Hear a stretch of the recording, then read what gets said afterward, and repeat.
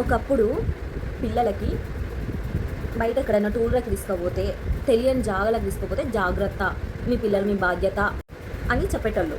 ఇంకెక్కడైనా ప్లేసెస్‌కెళ్తే, తీర్థయాత్రలకెళ్తే పిల్లలు ఆగమవుతారు, జాగ్రత్త, మీ పిల్లల బాధ్యత మీది, తల్లిదండ్రులది అని చెప్పేటోళ్ళు.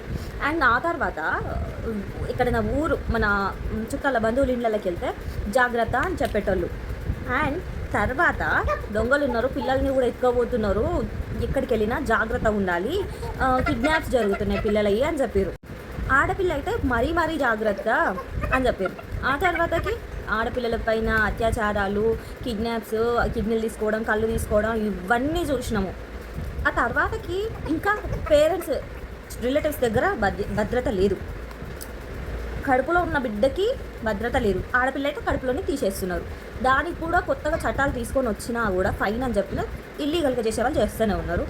అది పక్కకు పెడితే ఇప్పుడు కన్నంగా పెంచుకున్న కన్న పేగుకు తెలుస్తలేదా, ఇలా బ్రెయిన్లో ఏమైనా ఖరాబ్ అవుతున్నాయా, లేకపోతే ఇంకేమన్నా అవుతుందో నాకు అర్థమవుతలేదు. తల్లే వేరే ఎవరినో లవ్ చేసి ఇష్టపడి పుట్టిన పిల్లాన్ని అమ్మేసి లవర్తో వెళ్ళిపోయిందంట. అది తట్టుకోలేక నా బిడ్డ నా దూరం చేసినామని తండ్రి సూసైడ్ చేసుకొని చనిపోయినాడు. ఎక్కడో కాదు, ఇది ఇక్కడే ఆరుబాట్ల దగ్గర కోయడల. ఎంత దారుణం అండి, ఇట్లా చేస్తారా, ఇంత దరిద్రంగానా? దానికి అసలు బ్రెయిన్ పనిచేసిందా? పుట్టిన పిల్ల నమ్మేయడం ఏందండి? అసలు దాన్ని పుట్టిరా, కడుపులో ఉన్నప్పుడు ఆ మూమెంట్స్ ఏం తెలియలేదా? మనము కన్సీవ్ అయిన తర్వాత నుంచి బేబీ కిక్ చేస్తుంటే ప్రతి ఎవ్రీ మూమెంట్ని ఒక మిరాకిల్ లాగా, అద్భుతంలాగా, హ్యాపీనెస్ లాగా ఎంత ఫీల్ అవుతామో అది తల్లి కాకుండా వచ్చినా నాకు అర్థం కావట్లేదు. ఇట్లాంటి వాళ్ళు ఇంకా ఉన్నారా? ఇంకెక్కడండి పిల్లలకి సేఫ్టీ? ఇంకెక్కడ?